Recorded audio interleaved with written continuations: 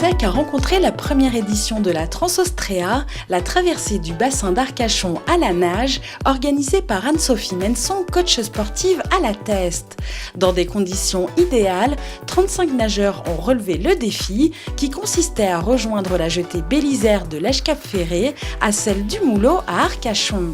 Après un long effort et en constatant les sourires sur les visages des participants, nul doute, la Transostrea vous donne d'ores et déjà rendez-vous l'année prochaine.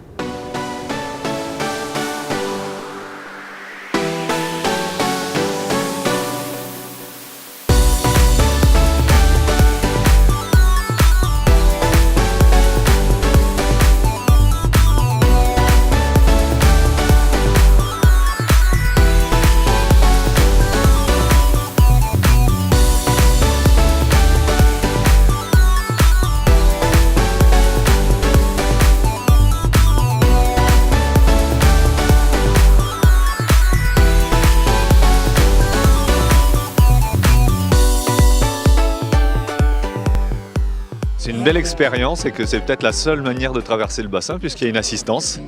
Et c'est un petit peu un défi personnel. Et puis ça fait tellement de bien de se lever tôt et de sentir la vraie nature.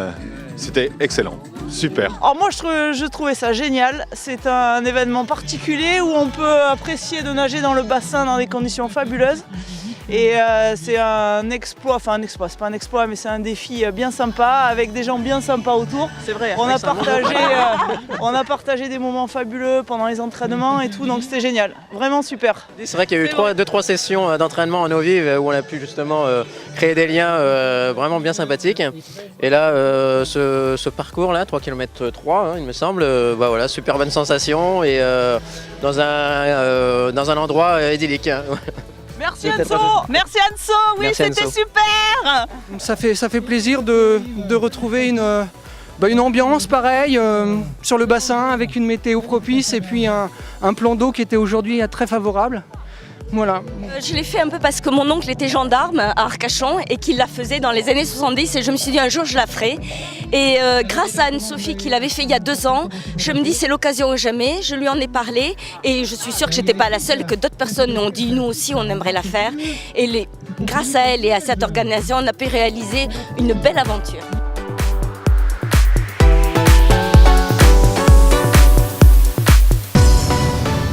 De par mon métier et mon centre d'entraînement, j'ai eu déjà plusieurs clients qui étaient intéressés de nager comme ça sur cette distance. Après, du coup, il y a eu beaucoup de bouche à oreille. Il y a de là s'est greffé beaucoup de triathlètes donc qui se sont entraînés et qui se sont permis de faire la Transostrea aussi pour parfois intégrer leur entraînement. Donc ça, c'était très sympa. Et puis ensuite, il y a des amateurs de nageurs piscine, voilà, que j'ai entraîné sur les 3 dernières semaines en eau vive pour leur donner l'expérience de l'eau vive, pour leur donner l'expérience un petit peu de la combi, du masque, du tuba, des conditions qu'on n'a pas du tout en piscine. Et voilà, en fait, voilà de là où viennent tous ces gens en fait. Eh bien, les conditions exceptionnelles, c'était vraiment parfait dans le sens où je n'aurais jamais juré ça hier. Donc ce matin, on s'est levé, c'était plat, c'était beau, c'était un lever de jour magnifique et donc pas du tout d'inquiétude, pas de vent. Un lac qui est encore comme ça d'ailleurs juste derrière moi, donc des conditions extraordinaires, vraiment. Il y a eu énormément de monde et de bénévoles autour de moi. Je les remercierai jamais assez d'ailleurs d'avoir été là. J'ai eu 14 kayakistes qui se sont levés tôt ce matin, qui sont partis en kayak d'Andernos, d'Utèche, d'Audange, qui sont venus en kayak jusqu'au Cap Ferret. Donc merci beaucoup. J'ai ensuite la société Jet 33 qui m'a prêté 2 jet skis avec 2 moniteurs, voilà, très bien. Dessus, ça s'est très bien passé. Et ensuite, je remercie aussi les 2 bateaux privés donc, qui étaient en tête et en queue de course. Et je fais aussi un énorme merci à la SNSM du Cap Ferré, la 649, avec 2 très bons nageurs qui étaient là présents et qui étaient là avec leur semi-rigide très présent, parfait, vraiment génial. Alors l'année prochaine, eh bien, on se donnera rendez-vous ici, je crois. Pourquoi pas le faire dans l'autre sens? Pourquoi on ne ferait pas un Arcachon Cap Ferré?